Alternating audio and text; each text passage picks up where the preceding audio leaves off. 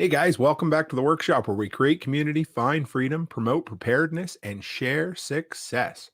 It's Thursday night, which means it's time for another edition of the Workshop Podcast Live. And tonight is extra special. Not only is it the launch of a brand new series called Preparedness, autocorrect change that to preparedness there. Hey, Carrie Brown, how are you? Nice to see you, buddy. We're going to feature tonight a deep dive into the systems that run your home, the skills, the tools, the materials required to do the repairs yourself when help isn't around the corner or even when it might be.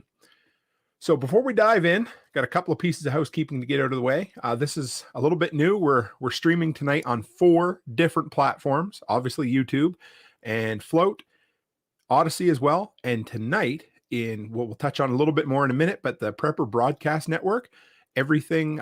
This is an exciting avenue for me. So anyway, so first off, for everybody who's listening for the first time on the Prepper Broadcast Network, or you don't know who I am, or you want to know a little bit more about me, easiest way to check that out is toolmantim.co. That's toolmantim.co. Run by there. You'll see the monthly newsletter. You'll find all of my social media links. You can check me out on Float, on MeWe, Instagram, Facebook, Odyssey, YouTube. Anyway, I'm sure I forgot a few, but for what it's worth, it's all there. As well, I've got a little section called the shop, and it is where I've got over 100 products that I've used in my handyman business that have either made me money or saved me money. And it looks like we might have, give me just one second here, guys. On live now. There we go. Still, so I've got a new piece of software tonight, so I really apologize if it's not coming through the way it was supposed to here. Everything seems to be, says I'm live on my end, so hopefully everybody can hear me. Oh, perfect. All right, great. Awesome. Sorry, guys, for the technical difficulties. We always have bats in the belfry here when I get started, so right on. Cool. Anyway, so if you want to know more about me, toolmantim.co. And second, I got to say, thank you to James. This is, my wife has heard me talk about this like crazy all week. I haven't been this excited about an opportunity, and I couldn't even tell you how long.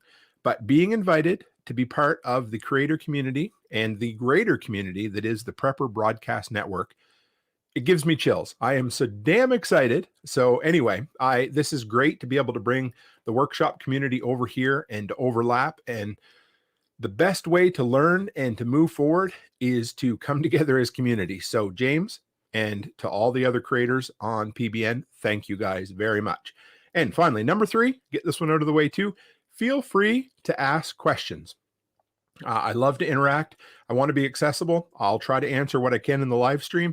And if you want to follow up with me afterwards on social media, totally great as well.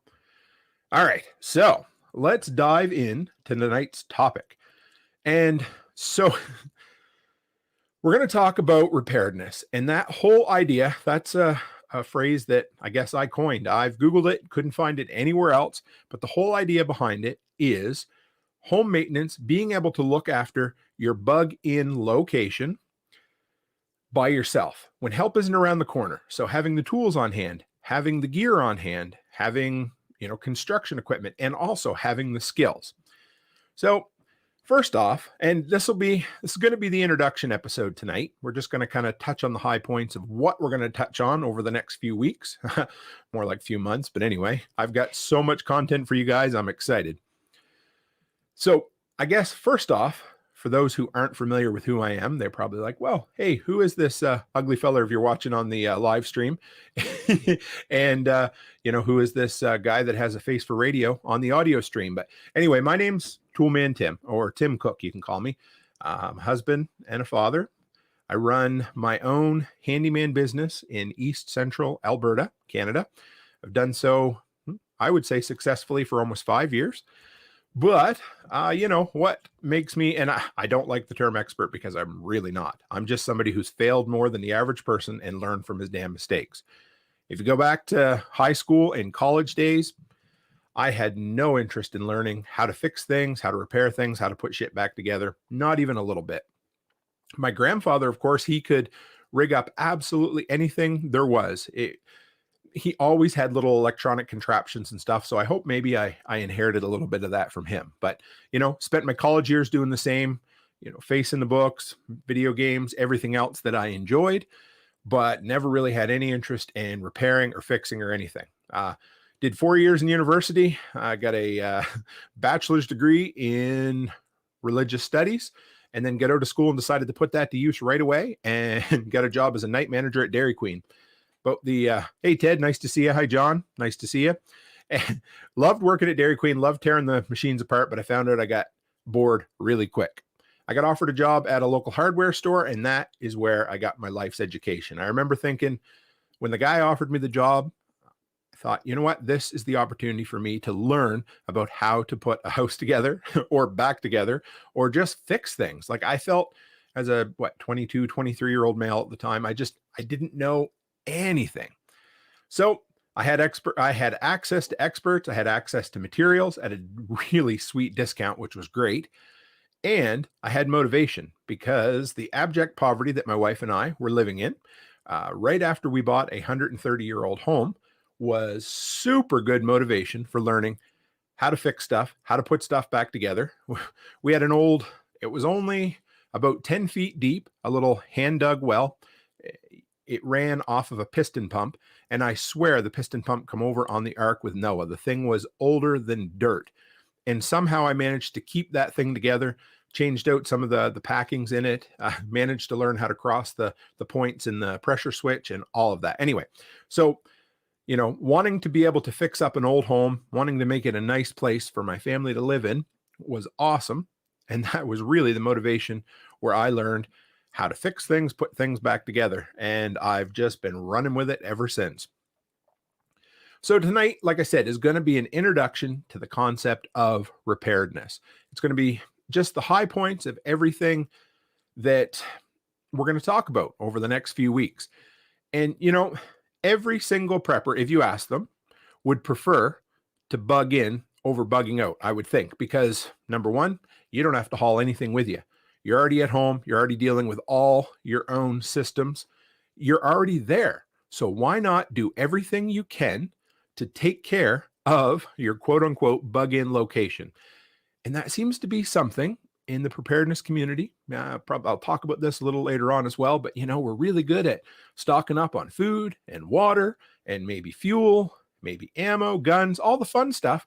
But I shouldn't say nobody, but a lot of people don't really think or consider about looking after the place you're going to live in, especially if you got to bug in for a long time. Melinda says, I love the old homes. My favorite homes are the mid-century and Victorian ones. Ours was I want to say it was Victorian, definitely Victorian in style with some really neat windows, but the place was falling down around us. It reminded me of, the old Tom Hanks movie, the Money Pit. It was a bit like that, but I learned a ton off of it. So, first off, disclaimer, this isn't, I don't want to give you advice per se.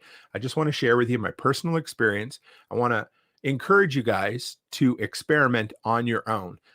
I remember back in the day, and I might have told this story on Preppers Live a while back, but back when the internet was just coming around, I had elderly people. I worked at a library, and I had elderly people who would come in and want to learn how to use the computer.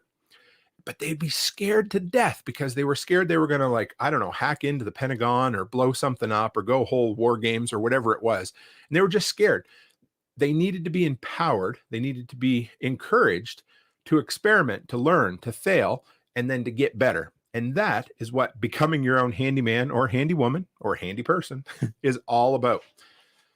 So, and this is the big thing, we always have that lone wolf mentality as a prepper. I can go it alone. And you know what? That's great. Use that as motivation, but it's okay to lean on other people too. But so the first thing about being able to handle all the systems in your home, and this goes for someone who's never even maybe fixed a set of taps, never, framed up a wall, somebody that maybe has never even learned how to, unplug a stuck toilet. So it all starts, handyman is at levels, and you're going to work your way up and up and up, and you're going to learn a little bit more, and you're going to experiment, and you're going to fail, and you're going to do what I did 100 times. And hopefully I can teach you a little bit of stuff so you don't make the same damn mistakes that I made. But so the first thing we got to get rid of the fear. Okay, so what I want to say and I want to empower you with is you can't really hurt anything that bad. I'm not saying you can't, but the chances of screwing something up so bad that you can't reverse it, you can't go back and fix it, because that's part of the process of learning all this stuff is, darn it, I screwed up. I got to turn around. I got to haul that wall down because it's, an inch out of square, and we got to reframe the whole thing. I had a friend, she was into rental properties, and I think she said she had to hang her drywall ceiling 3 or 4 times before she got it right. So, so do your best to get rid of the fear. Part of that, of course, is having emergency processes in place. But if you're going to, now, again, only work on things that you're at least comfortable with, or it's just a little stretch to get started. But before you start all this stuff, know where your emergency power shutoff is, know where your main water shutoff is in your home, know where your emergency gas shutoff is if you happen to have natural gas or propane. If you have furnace oil, for instance, know how to shut that off as well. Melinda says lack of money to pay for an expensive service fee is a great motivator to learn how to do home improvements yourself.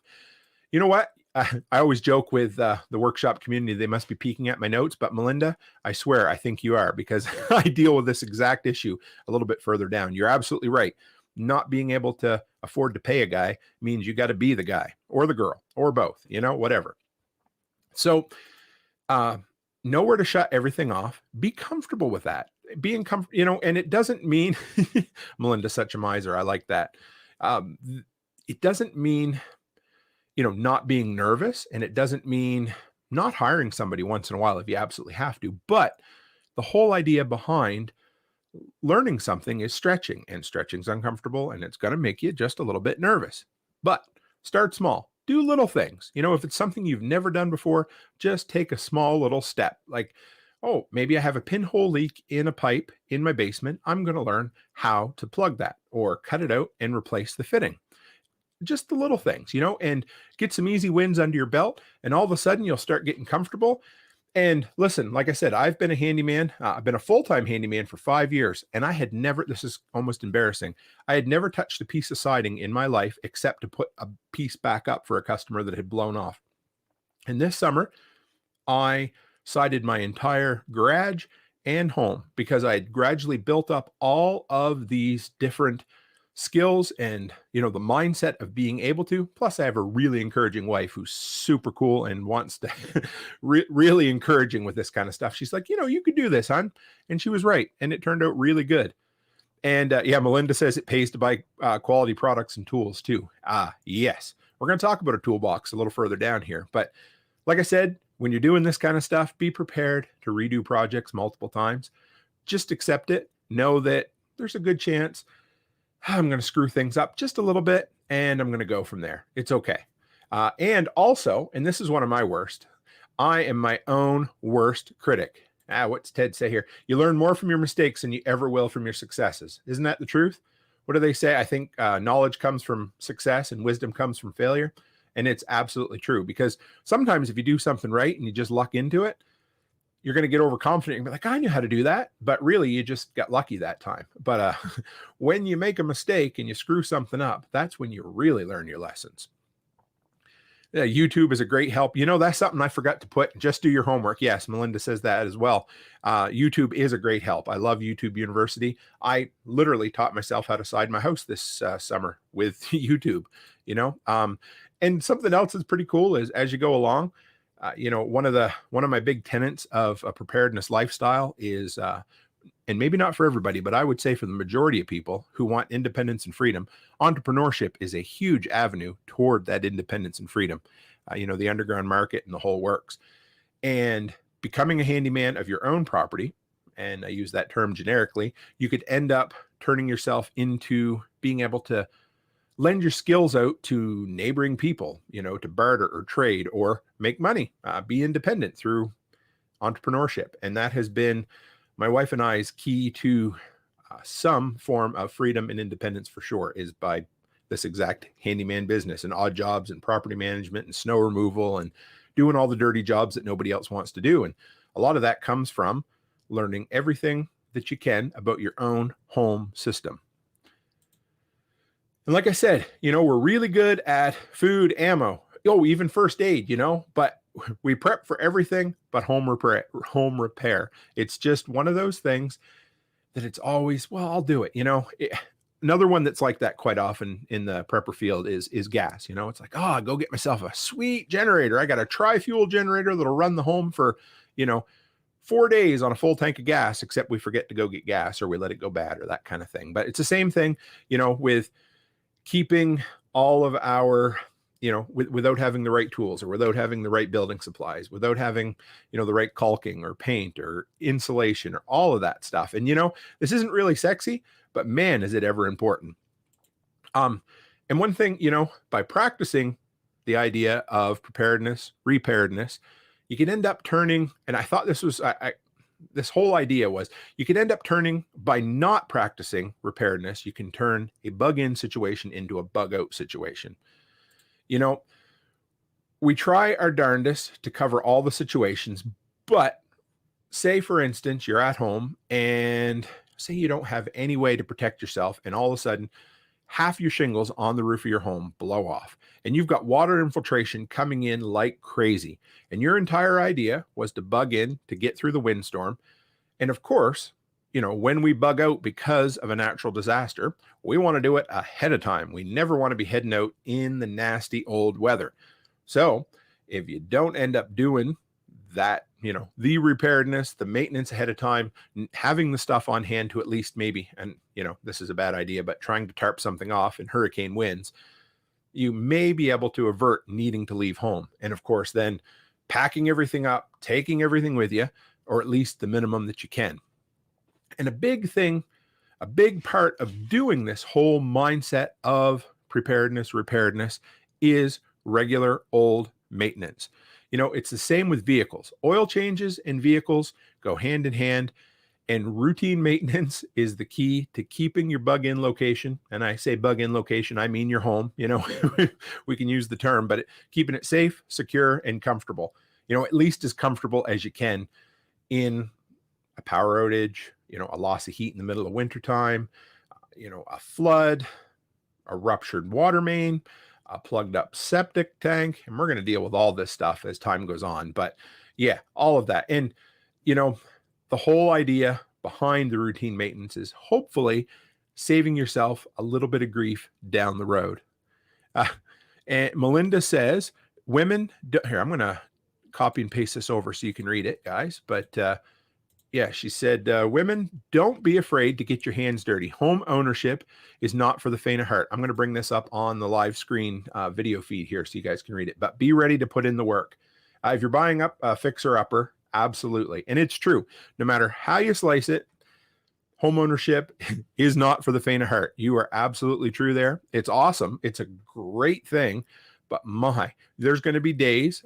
I remember the first home that Becky and I bought, and we didn't have 2 pennies to rub together. And our septic system, which we didn't even know how to service at the time, had become completely full and backed up into the downstairs toilet.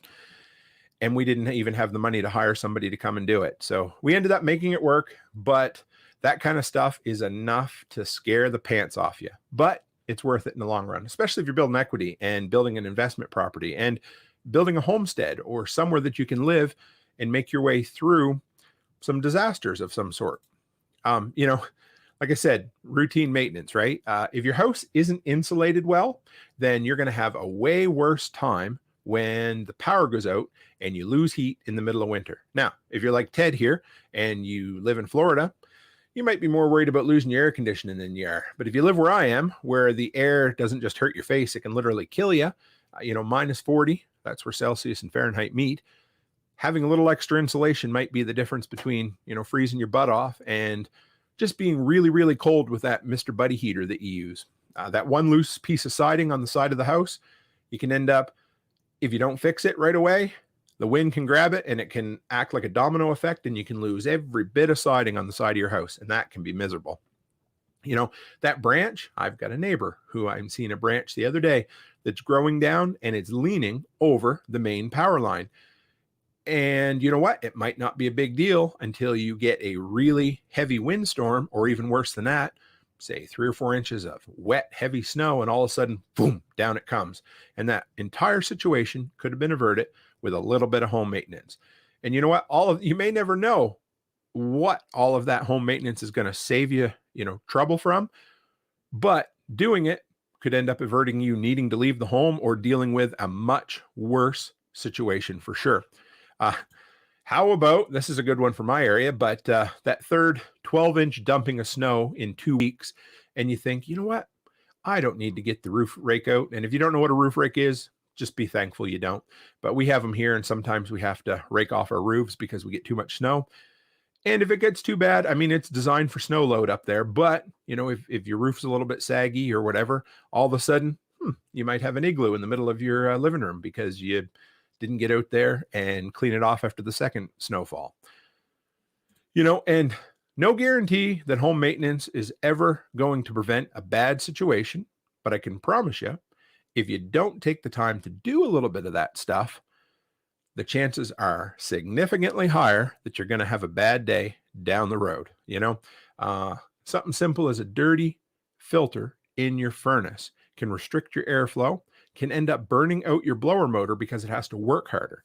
And then all of a sudden, you know what? A simple $10 air filter that you could have replaced has now turned into a $500 to $700 service call on a Sunday because it's Easter and the plumbing and heating guy doesn't want to have to come out. But, changing your filters on a regular basis can be helpful. Keeping yourself an extra blower motor on hand, which if that intimidates you, we'll talk about it down the road, but it's not nearly as difficult to replace as one might think. Keeping an extra V-belt on hand for your blower motor as well. Something else, a ton of things. And I know as preppers, we love to have lists. We love to have gear that we can buy. But home maintenance stuff, it's not so exciting. Although I sound pretty excited when I talk about it. But having all this stuff on hand is huge. I keep a couple extra belts on hand for my ride-on lawnmower simply because if I have to order them, who knows how long they could take to get here. Oh yeah, we got all kinds of good stuff here. Melinda says insurance companies are now using drones to check homes for roof repairs, trees that may fall on your house, any repairs or problems that may cause them an insurance claim. They'll send you a letter to make the repair or face cancellation. I don't even know what to think about that whole situation. I mean, a drone is a great tool, and I've thought about using them to inspect eaves troughs. That's what we call gutters up here. Or I've even seen some neat things about, doing away with hornets' nests. And I have a neat contraption with a shop vac I use for that. But yeah, I'm not a huge fan of that. John says, I really hope I never live somewhere that a roof rake is a thing. Just be thankful. I honestly, here on the prairies, we don't get that many dumpings of snow, but it does get really, really cold. But first year I was running my handyman business, I had to do that for a few customers. And sometimes you got to break up the ice too, but it's usually a foot or two of snow. You guys will hear me over the next few months, especially the new community, the PBN network here. You're going to hear Ted says he loves talking home maintenance. I'm excited. I got talking to James about this whole concept, and there's two things, well, more than two things, but two of the things in the world that I am passionate about, and that is home maintenance and prepping. And if you can put those two together, I believe I have found my niche, ladies and gentlemen, because this is something that I love to share with you. And you know what? Ask me any and all questions you ever want down the road through social media. It doesn't matter. If I don't know, I will find out for you. And I'm also not going to bullshit you and tell you I don't, I'll make something up. I'm not going to do that. I'm just going to tell you. That's the way it is. Anyway, one of the mantras of my teaching on preparedness is 3 words. Preparedness is prevention. And it's absolutely true. Prevention always seems costly at the time. When you pull into the oil change place and, for my truck, it's just over $100 to change it out with synthetic. That seems, I don't know. It just seems a little bit expensive. Sure it does, right? But that's a heck of a lot cheaper than, a $10,000 engine job because you ignored the oil light for 10 years and ended up losing your engine, that kind of stuff.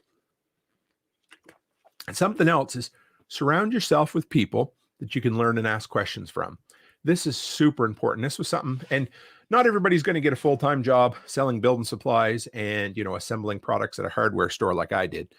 But, and that made it easy for me. I had access to plumbers, electricians, pipe fitters, furnace repair guys, and they would literally always take the time to answer my questions because they knew I could give them a deal on materials, and you know how it works. But anyway, so I always had access to these people. And if you don't, obviously if you don't work at a hardware store, there's plenty of other ways to find like-minded folk that you can learn from. A few years ago, I'd never done metal roofing, metal siding before. And I got talking to a customer that I did some work for, and he's like, well, actually, I've got to put metal siding on a new outbuilding that I'm building. And he said, would you like to help me? And I said, sure. He goes, well, I'll pay you. And I said, listen, you don't need to pay me. But he did anyway. And you know what? I got paid to learn a new skill. I did property management for a guy, and he's super, super handy. Intrepid Commander says, Toolman Tim sounds great. Thank you, sir. This guy was, handy enough. And another job I had never done before was vinyl flooring, cushion floor, or oilcloth, whatever you want to call it. And I said, you know what? I'll work for you. And again, he's like, I'll pay you. And so I spent the weekend laying vinyl flooring with him. And now I've done 4 or 5 jobs on my own simply because I surrounded myself with someone else who had the skill, had the knowledge and the skill, and was willing to put up with my crap for the weekend so that I could learn it. That is the best way. I love YouTube University. I love learning online, but all that is knowledge, and applied knowledge along with a few mistakes and screw ups becomes wisdom. And wisdom is practical knowledge where you've actually used it and done it. And that's the idea behind surrounding yourself with people who know, or, who are a little bit slightly handier than you are.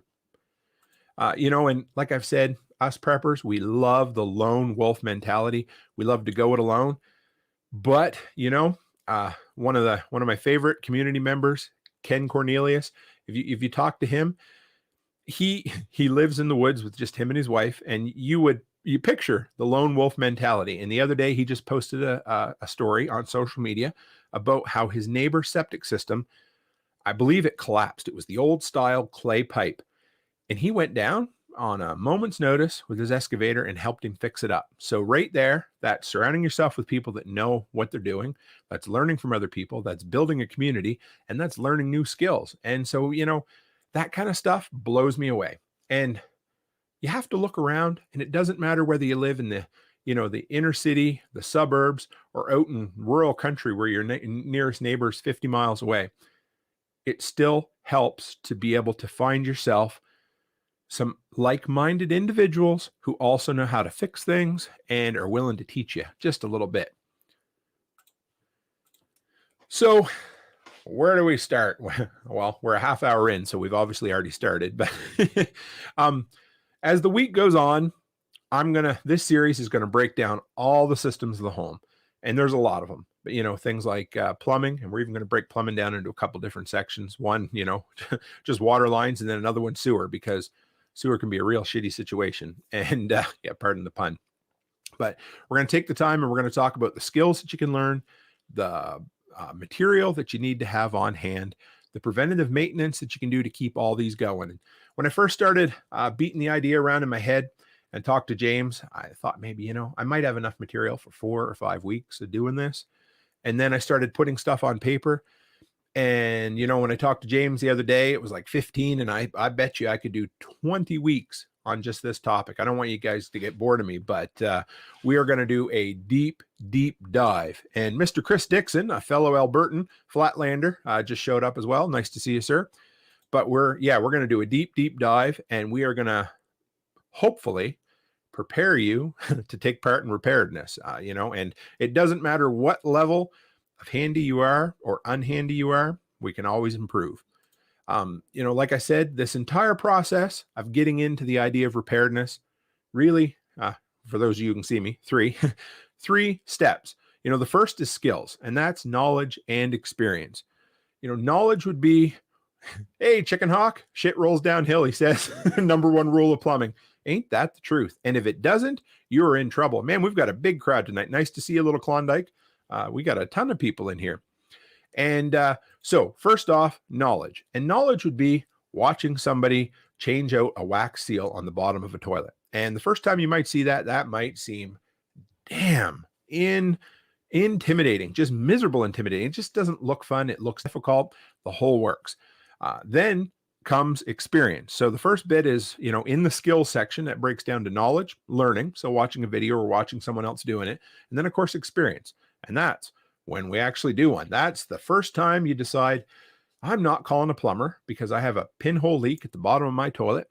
And I'm going to learn how to take those bolts out, flip that toilet over, and scrape that nasty old wax seal off the bottom of that toilet.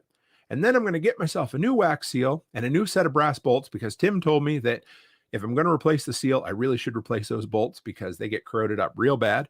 And that's where the experience comes in. And then, so skills is first, supplies is second, and that's tools and materials. And we're going to talk a little bit tonight about having a real basic, well-stocked toolbox, but also having enough building materials on hand to deal with the worst, or sorry, not the worst, but the most common situations. I'm a numbers guy. So for me, and of course we all have a limited budget. And so to figure out where to spend our money on looking after our home and building our preps, always prep for the most likely scenario, the thing that's going to happen to you, the thing that happens the most often in your area. And that's what we're going to do. When we build up our preps on building materials and supplies, caulking, all that, we are going to build it around whatever needs to happen in your area first. It's great to think about building a Faraday cage to protect all your electronics from an EMP. But what's way more practical? Investing in putting together a blackout kit to deal with the 4 or 5 blackouts you have every single year in your area. And we got a couple cool tips here. Little Klondike says, use straws to line up the bolts. And you've just saved me a ton of time. This is incredible. I struggle with that all the time. Of course, I pick up the toilet and I try to drop it down into place. And then one bolt goes sideways, the other bolt goes the other way. And then you push it down and you get wax all over the threads. And absolutely. And Melinda over on the EOC, that is the internal live chat for PBM, a PBN. And if you guys want to check that out, I can give you all the instructions on that as well. Melinda says, if the wax seal is ignored for too long, a floor may need to be replaced. Yep. Absolutely true. I got a rental across the road from me that I've had to look after over the years. And it was an absolute mess because it had a leaky wax seal. And it also had a really nice leaky vent line that leaked sewer gas back into the home. Never a good thing.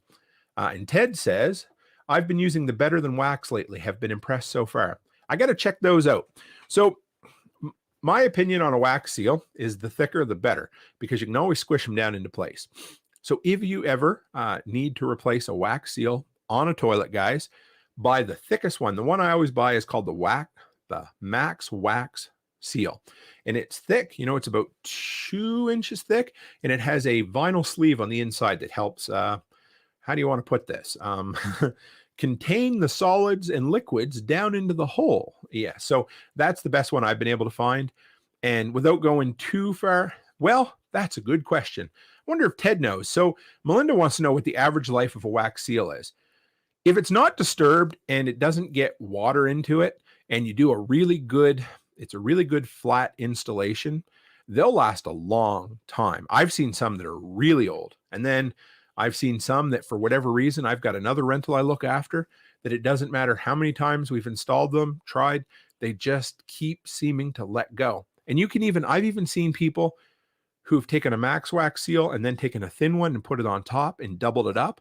And I don't know what you want to call it, but then I just sit on the toilet and shimmy my butt back and forth until everything settles down into place.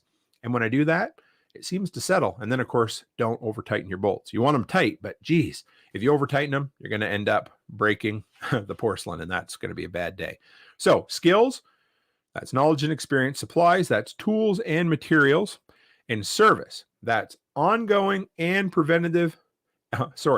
Let's try this again. Ongoing, preventative, and pre-disaster maintenance. I like my alliteration. You're going to find that out as we go along too. But this one is like, and again, like we talked about, It's changing out an air filter or replacing a missing shingle before you need to, and then that's preventative maintenance. That's pretty straightforward. And a big one that a lot of people don't always talk about, although Prepper Dad did the other night in his windstorm episode of his podcast, and that is pre-disaster maintenance. And that's a big thing. My dad instilled that into me quite a bit, especially growing up on the East Coast. We didn't always get hurricanes, but we always got the tail end of hurricanes as well. So we get a lot of nasty old wind. And so pre-disaster maintenance, and you guys, I mean, this makes sense, but if you've got some real nasty windstorms or a big snowstorm on its way, one thing you can do, of course, is the day before, get your generator out, make sure it's running. And of course, hopefully it hasn't been a year since you ran it last. Generator should be run at least quarterly. Put fuel stabilizer in it, put a load on it to test all of your outlets, the whole works. But so pre-disaster, I hate the word disaster because it sounds so big, but this could be a personal disaster too. But if you know weather's coming for a power outage, well, you're going to pull out the generator. You're going to test it. Okay. You got a big nasty windstorm coming. Well, what are you going to do? Anything that's not bolted down, you're going to fold it up and put it in the garage, because the last thing you want is one of those, $200 beautiful folding chairs that you just bought going right through that picture window you installed, And so that kind of stuff, to me, is very important. And it's not always something that we think about. And Ted says, I want to answer Melinda's question here.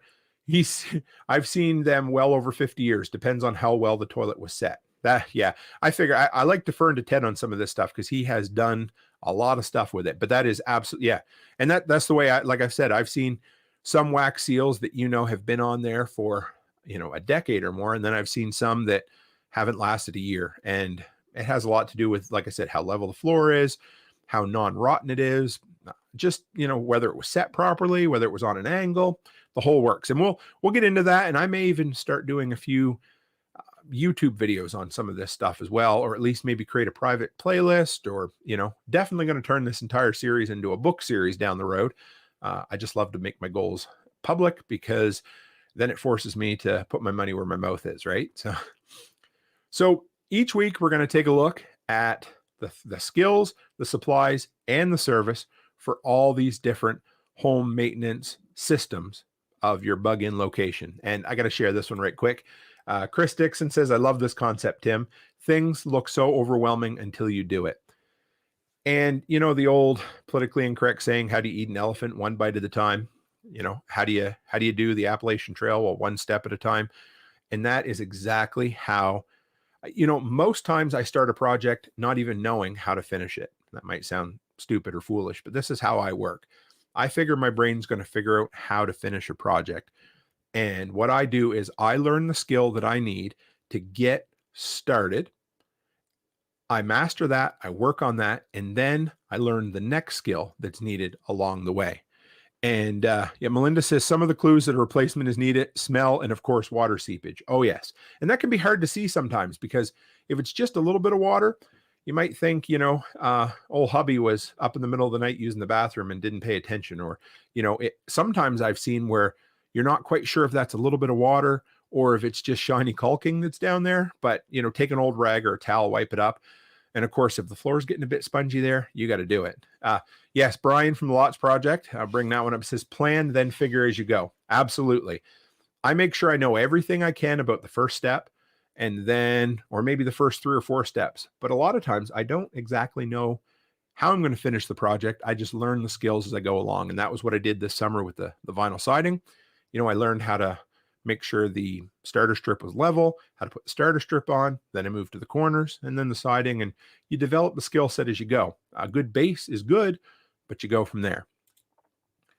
So, like I said, we're going to learn about skills, supplies, and service, all about the different systems. Oh, Tim, there's another S. Why'd you do it? Anyway, so some of the ones we're going to look at, I got a whole bunch, but I wanted to share, the main ones. Like I said, water. So that'll be like your water coming into your house. And your sewer, well, that's all that other fun stuff heading out. Years ago, it's a funny story, and I got to share it with you since we've been talking about septics. But again, abject poverty, right? We didn't have a lot of money at all. And I'm sure the statute of limitations has passed on this. But that 130-year-old home also wasn't even a septic system. It was what they called a cesspool or an open, anyway, it was basically an open tank built out of railway ties across the street, and it ran under the main road, and the pipe was the old octagon shaped clay pipe. I think they were like 2 or 3 foot sections. They looked like old chimney liner, and they had run under the road for years. And it was, anyway, we moved into the home. We thought the inspection passed. We were using everything for a week or two, and then all of a sudden the toilets wouldn't flush. And I go into the basement and everything had backed up. And so our options were hiring a great big company to come in and try to snake under there and put a new line in. But we had an open tank that just went down into the bank on the other side, or hiring somebody to dig up the main road, none of which was even remotely close to our budget. Or another fun one would be to get a government sanctioned septic system, including all the necessary permitting and the tens of thousands of dollars of infrastructure work. And we couldn't do it. And again, desperation spurred us on to learning how to do this kind of stuff. And I got talking to a buddy, and he's like, listen, you live in the country, not a big deal. We'll rent a tractor. We'll buy 4 well rings. That's those cement ones for dug wells. We'll rent a core driller, and we'll buy a few lengths of straight pipe and perforated pipe. And we built an entire septic system for $1,500, and it worked for a few years. It worked so well, we never even had to have it pumped out, and we had a family of 7. So never a smell, never a leak, never contaminated anything. It was a wonderful system. And that, again, was by surrounding myself with other people who knew what they were doing, having some motivation, and being willing to learn. So yeah, we got water, sewer. We'll deal with electrical. Heating's a huge one, especially if you live where the air can kill you. Hot water, another one. Appliances, that's another one that we don't think about. And some people might say, well, what do I need to do? I don't need appliances. If an EMP knocks out the weather, or knocks out all electronics, well, I'll be cooking on my wood stove. We'll talk about that kind of stuff. But more realistically is, you are ready to cook Thanksgiving dinner on a Saturday night, and the baking element goes in your oven. Do you know how to repair it? Replace it? It sounds super intimidating.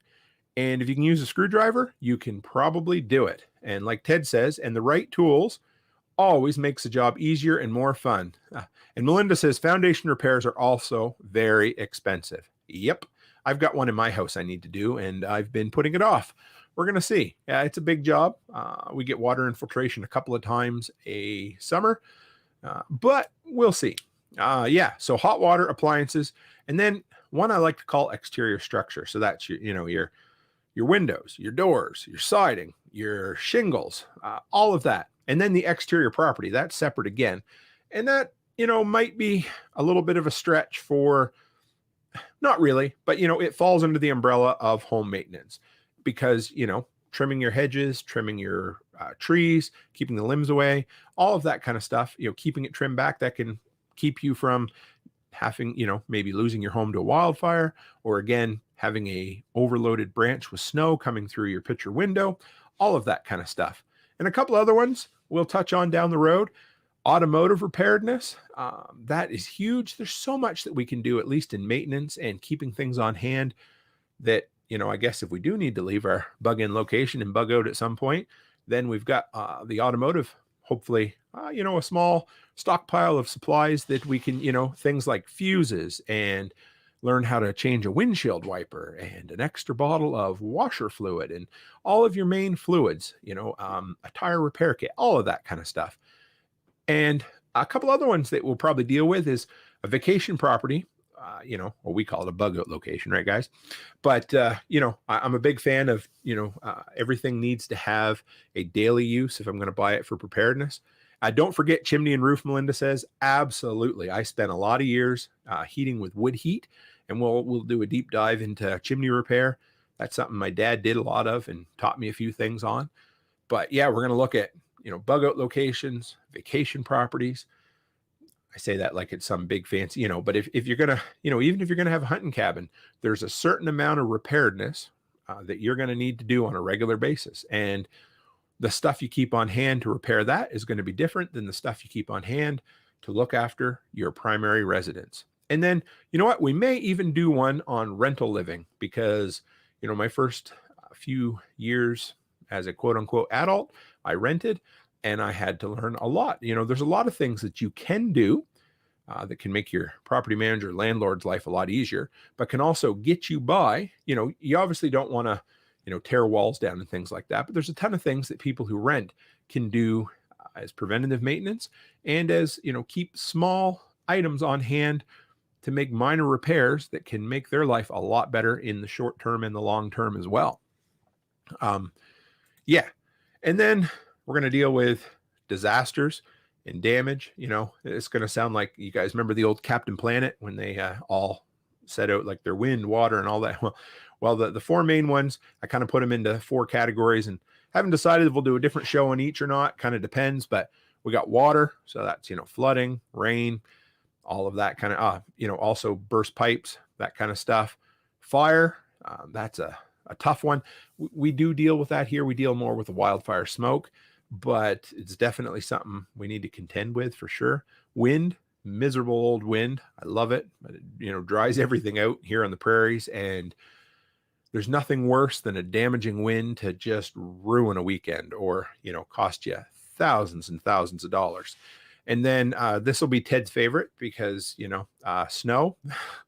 We just had what was supposed to be about a 4-inch dumping turned into about a 6-inch dumping with 50-mile-an-hour winds, somewhere in the 40 to 50-mile-an-hour winds.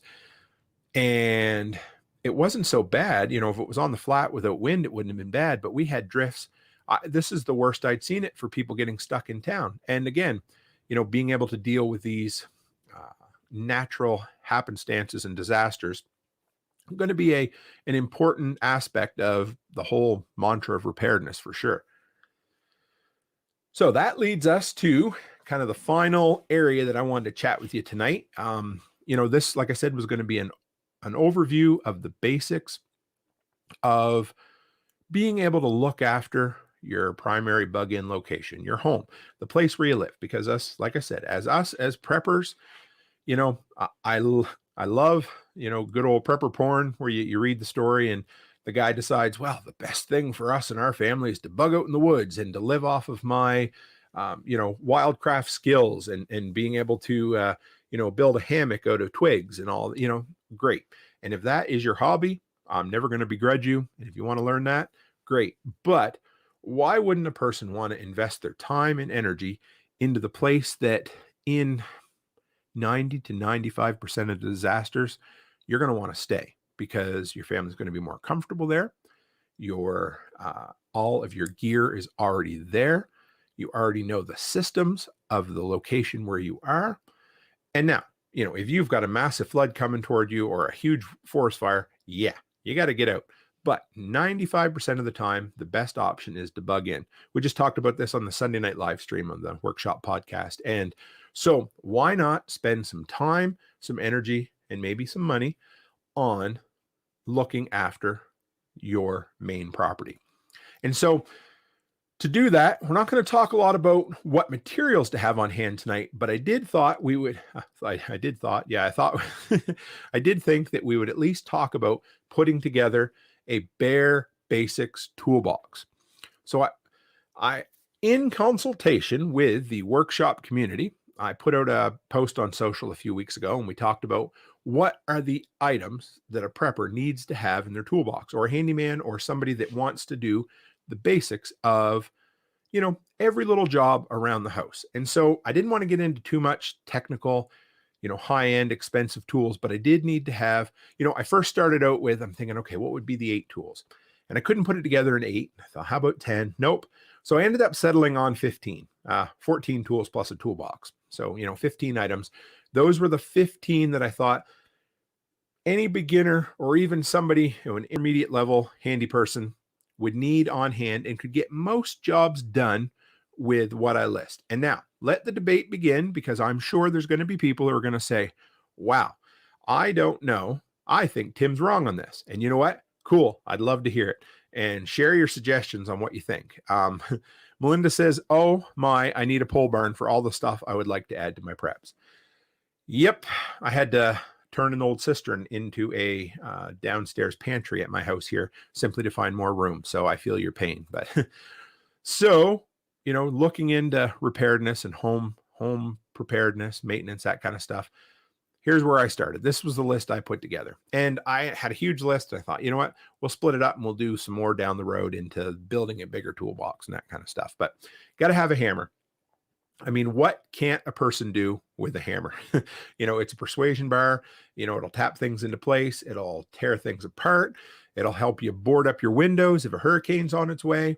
There's literally the first buy it for life tool I ever bought was a hammer, which I just recently misplaced and I'm rather sad about. But there is literally no toolbox on this planet, if it's for maintenance, that shouldn't have at least a hammer. And the next thing's a pry bar. And a pry bar is worth its weight in gold. And they're usually pretty light anyway, but that means it's not worth a whole lot. But, great for hauling nails out, great for prying bars out, great for lifting things. So say you got to like lift up something simple like, you know what? Every time I put a heavy pot on my electric stove, it wobbles. And, it looks like it's on the Titanic or something. So if you put a little chunk of 2x4 down and put a pry bar under it and then pry up your stove a little, you can actually do that with one hand and adjust the foot with the other. So a pry bar, it has a multitude of uses.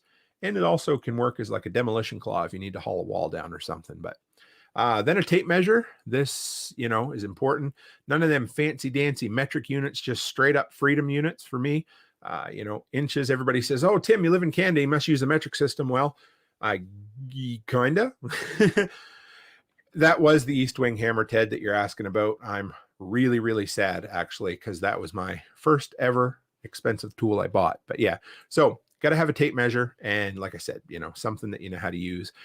And now I'm speaking from experience, but buying the best quality tool you can buy is worth it. And if anybody's looking for recommendations, check the shop section out over at toolmantim.co. I've listed a lot of what I use. I haven't got everything up there yet, but there's affiliate links. So if you want to know what I use and what's worked for me, you can check it out.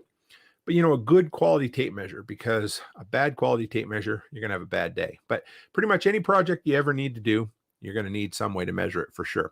And then a multi-bit screwdriver. My parents, they have, I think it's still in there, the same bright green translucent multi-bit screwdriver that's been in there since, well, they got married in the 70s. And I'm sure it came, I'm guessing it came with either mom or dad when they got married. And that thing is indispensable. I don't know how many times another mantra I live by is always fix a loose screw. Because if you fix it before it falls out, you're saving yourself a lot of trouble. And I'd love to say buy yourself an entire screwdriver kit, but if you're getting started, if you live in a rental or you're just kind of just getting new into the whole preparedness, home maintenance thing, a good one, I like mine's a 7-in-1, I believe. It's the Milwaukee. Spend $20 or $25 on one of those, and it'll get you by. And then if you don't have a damn good flashlight, it's hard to call yourself a prepper, but you got to have a flashlight. I love a good headlamp because it allows me to work and do stuff and still have my two hands free. I specialize in doing dirty jobs. That sounds kind of weird, but a lot of times I used to do a lot anyway, is the gross jobs that people didn't want to do. And one of them is climbing underneath the mobile homes when there's a pipe leak, or in my area, when the pipes are frozen up. And it's really important to be able to have two hands free to be able to wipe the cobwebs out of your face and brush the spiders away when you're down there working. But, a good flashlight or a good headlamp, super important, and get yourself some rechargeable batteries for that. But that's another story. Get yourself a good socket set. There's so much. Sockets are awesome. About 15 years ago, my wife bought me one of these fancy laser engraved Stanley sets. And you know what? Those sockets will outlive me. The case might not, the little plastic hinges are starting to wear. But if you're putting together yourself a, just a beginner's basic prepper's toolbox, you got to have a good socket set. And now this was one I debated on a lot, but you got to have a hacksaw.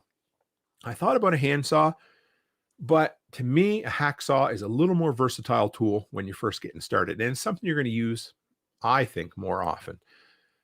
But man, the uses for a hacksaw, I mean, you can cut your plastic pipe, you can cut metal pipe, you can cut wood. I showed up to I got a customer that I put plastic on the outside of his mobile home windows, and all he wants is wood screwed to the plastic to keep it down. It's not pretty, but it works. And I forgot to bring my handsaw, but I did have my little tiny Milwaukee hacksaw. And you know what? For 1-inch boards, it'll still do it. Chris says standard and metric stuff is built overseas. Oh, yes. Perfect. Thank you. Yeah.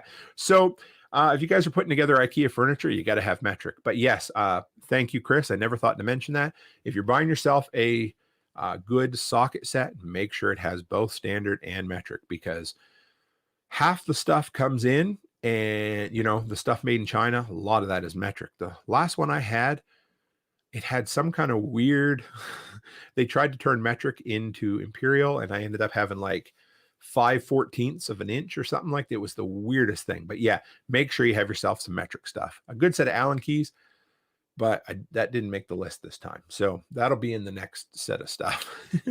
An adjustable wrench, man, in a pinch, an adjustable wrench can work as a hammer as well. I'm just kind of kidding. But again, maybe don't spend all your money on a full-on wrench set when you're getting started, but put together get a good quality adjustable wrench. One of the medium-sized ones, because you want to start getting into doing your own plumbing. There's so many things that you need a wrench for. And just, even if we're going to do a little automotive maintenance, it's great to have. From there, utility knife. I love my Milwaukee Fastback, but it doesn't matter what you have. Just get yourself a good quality metal or heavy-duty plastic one. I mean, that's great for opening packages, so you don't have to, use your good neck knife for opening Amazon boxes like I do. But, cutting yourself poly to tape off windows if you got a broken window, cutting shingles if you got to put a new shingle up, cutting vinyl siding with an X-Acto knife or a utility knife. There's 1,000 uses, but to me, that is the tool I have to have. And I love the Milwaukee Fastbacks. There's a lot of good ones out there, but put a utility knife in there. And then this is the only power tool that I had in the list, but I put an impact driver. Now, some people might say a drill, some people might say a circular saw, but to me, a compact impact driver, if you're careful with it, is the best of all the worlds. It's quick to load. It's quick to put your bits in, quick to take your bits out. You can buy drill bits for it. It'll allow you to drive screws. It'll allow you to drill holes. It'll allow you to put nut drivers in and put nuts on, take bolts out. Just be careful with it. I put Allen keys in mine to assemble IKEA furniture. Just don't over torque them, because it doesn't take much to wreck. Melinda says, Allen wrenches, a rubber mallet, and a Sawzall.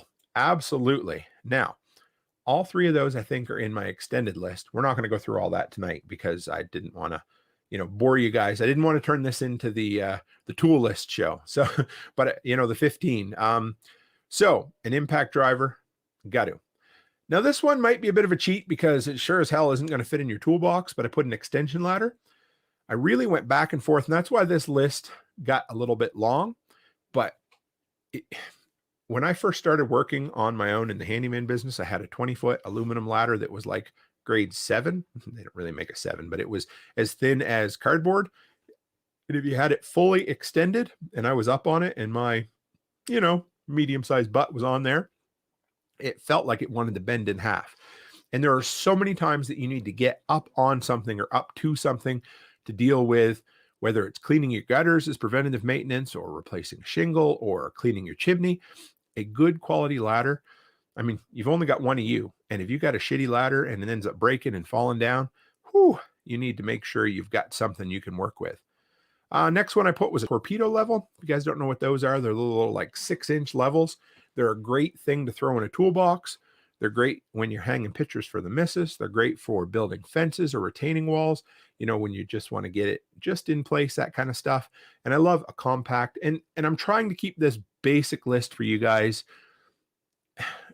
as accessible and semi-inexpensive as can be, but Torpedo Levels aren't super expensive, and they're good to have.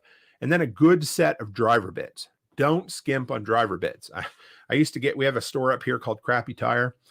No, it's not. It's Canadian Tire, but we call it Crappy Tire.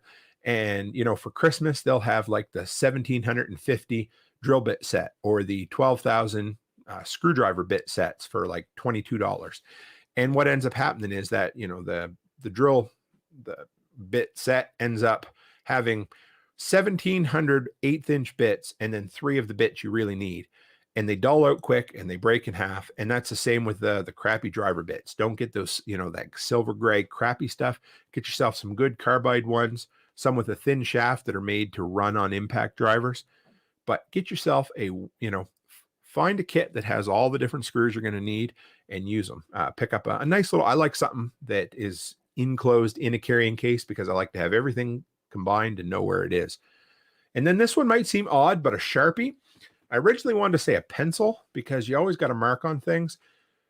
But when I'm doing construction, if I'm going to mark something that's going to be cut or, that's going to be shown, sure, I'll use a pencil. But I use a Sharpie 9 times out of 10.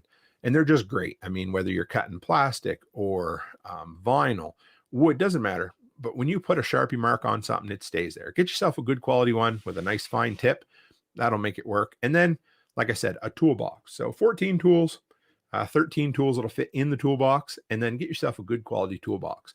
Because part of being a prepper and part of being prepared is being organized. And this is something I was deadly bad at for a lot of years. But if you need your drill, you need to know where your friggin' drill is. And if your drill is in your toolbox and your toolbox is always on your workbench, and all of a sudden you need, or how about your adjustable wrench? Say you've got a fitting that's leaking in your basement and flooding everywhere and you need it. Well, you know what? If you can go to your garage and you can find your toolbox and you can put your hand on your toolbox and pull your wrench out, you're all set.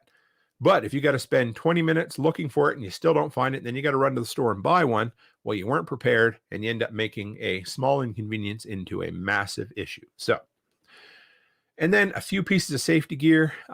We'll kind of go over this quick, but safety glasses. This is something I learned one time years ago. The doctor looked at me when I was in outpatients for the second time, the emergency room for the second time in a week with sawdust and debris in my eyes because I was such a dumbass. I didn't wear safety glasses. Get yourself a good pair of safety sunglasses so you can work outdoors. Protect your eyes because what did I say? Preparedness is prevention. And if you can prevent an accident from happening, way better than having a first aid kit that you have to react to something. Gloves. I am miserable for gloves. Almost cut the end of my finger off with a utility knife one time when I was cutting poly. I was driving a dump truck and we had to line the bottom and I put my hand down and then went shoop right over my finger. So have yourself some good gloves and ear protection. Got to have ear protection, especially when you're working around gas material or like gas powered equipment and stuff.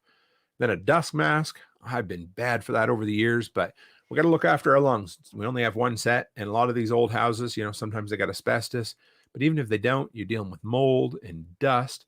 Like when I go underneath the trailers, you got to have something. Headlamp I mentioned before, and then a good first aid kit. Got to have, we may end up talking about a preparedness first aid kit down the road, because to me, that's something you got to have. I mean, electrical tape works really good as a Band-Aid, but you got to have more than that, at least a little. Burns are pretty common when you're working around equipment.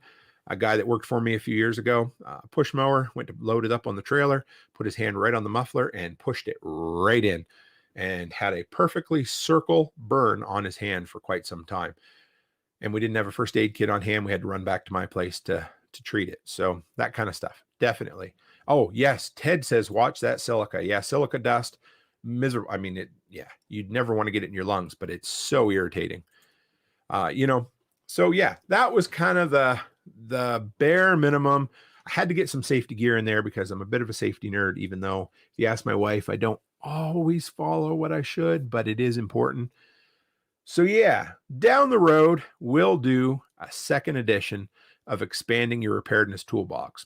I put together a whole list. I got like 50 items. So we may do like a kind of a fun, 50 more items you need to have in your preparedness toolbox today, that kind of stuff. But I didn't want to kill you with lists, but yeah. So that hopefully, guys, we talked about the skills, the supplies, and the service. We're going to talk about all the systems of the home.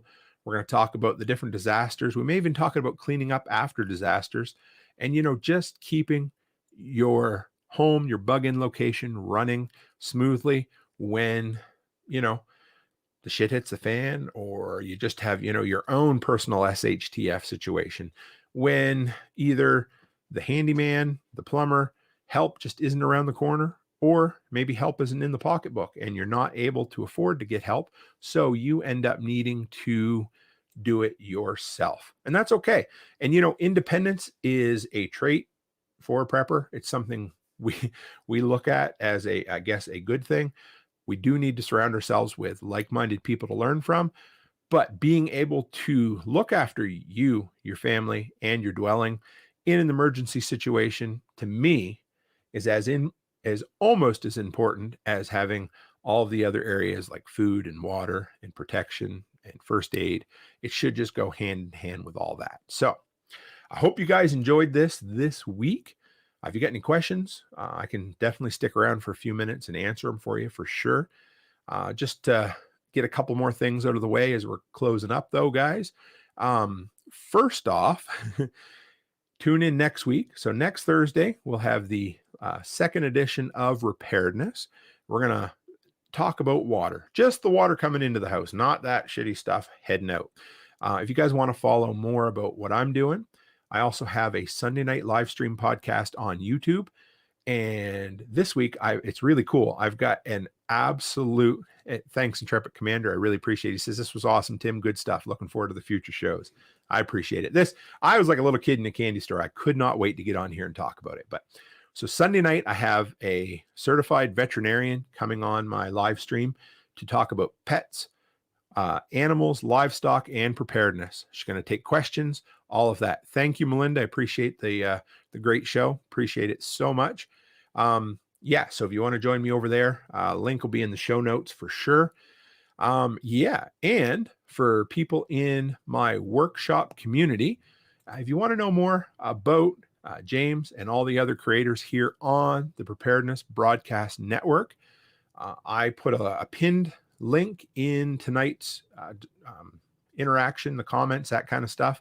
It'll be in all my video descriptions going forward.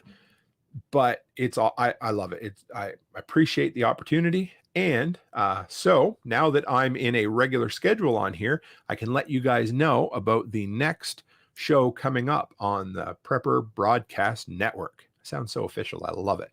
Anyway, so if you want to keep going with the top quality preparedness content, you can tune in tomorrow for The Strange Truth with Carl A.D. Brown, published author, really cool dude. I've listened to some of his stuff.